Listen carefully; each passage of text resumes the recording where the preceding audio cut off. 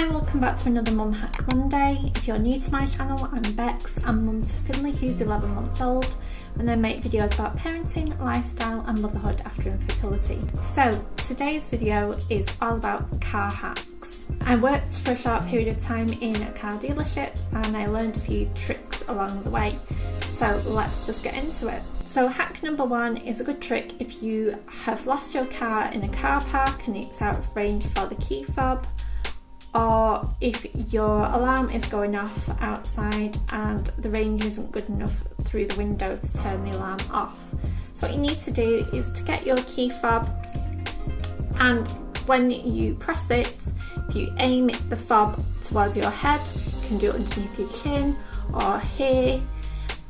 It basically uses your body as a key and allows you to get better range. Hack number two is to try to cut down on the cost of fuel by installing an app on your phone to look at fuel prices and to find the cheapest place for you to fuel up locally. I use an app on my phone called Petrol Prices, and that updates daily with the different prices for the petrol stations that are local to me, and I can pick whichever one has the cheapest prices. Hack number three, you can reduce the maintenance costs of your car, for example fuel costs or tyre costs, by just making sure that your tyres are inflated to the correct pressure. You were able to find that information out in your car manual, and if you don't have that, if you bought a used car and it doesn't have a car manual with it, Google the make and model of your car and it will tell you the correct tyre pressure to set it to. Hack number four, if you're due to replace your tyres because they're getting worn, or if you have a puncture on your tyre,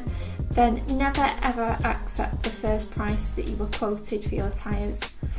All garages and dealerships tend to bump the prices of tyres up because they know they can get away with it. So never accept the first price, and it always pays to shop around. The easiest way to find information out is to go outside and have a look at the tyre itself.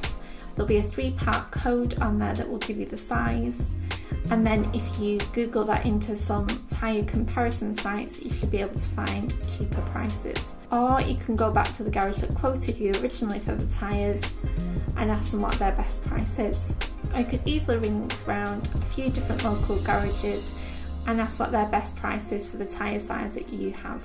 Make sure that when you're asking for the quotes, they include the hidden extras that are fitting, balancing and VAT. Hack number 6. If you are told that you have a puncture on your tyre, then I would first of all ask them to show you where the puncture is. If the puncture is anywhere apart from the side wall of the tyre, it should be possible to have the tyre repaired. And this usually costs between £5 to £7, or some garages will even do it free of charge. But you do have to sort of ask for it to be done. They won't just offer to repair it because it's in their interest to try to sell you a tyre. Hack number 7, if you swap between cars quite regularly and you forget which side the fuel cap is on when you're at the petrol station, most modern cars will have a little indicator on the diagram on the fuel gauge.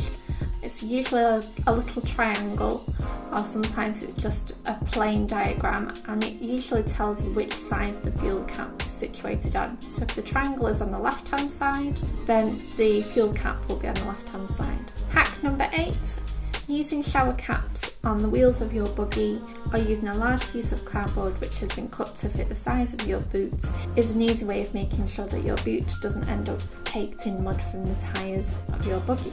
Hack number 9, always use the air conditioning if you have it in your car, or the heater set to the cool setting to demist the windscreen and the windows. It's far more effective to demist using the cool air than it is the warm air, as that tends to make the windows steam up even more. Hack number 10, if you ever fill your car up with the wrong fuel at the garage, do not ever switch the engine on. I know this from bitter experience. The best thing you can do is go straight into the petrol station and ask the person behind the counter if they have the business card for a local garage that does this sort of repair work.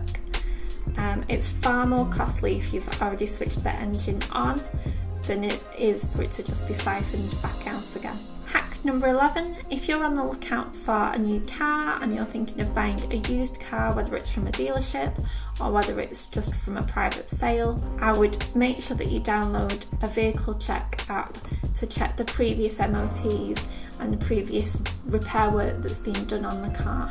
I downloaded the app called Vehicle Check from my phone from the Google Play Store. I'm not sponsored in any way by them, I just found it was a really useful app. And any cars that I was considering buying, I just put the registration number into the app and it brought up a list of any MOT failures or any MOT advisories that were classed as dangerous and any work that had been carried out to rectify them.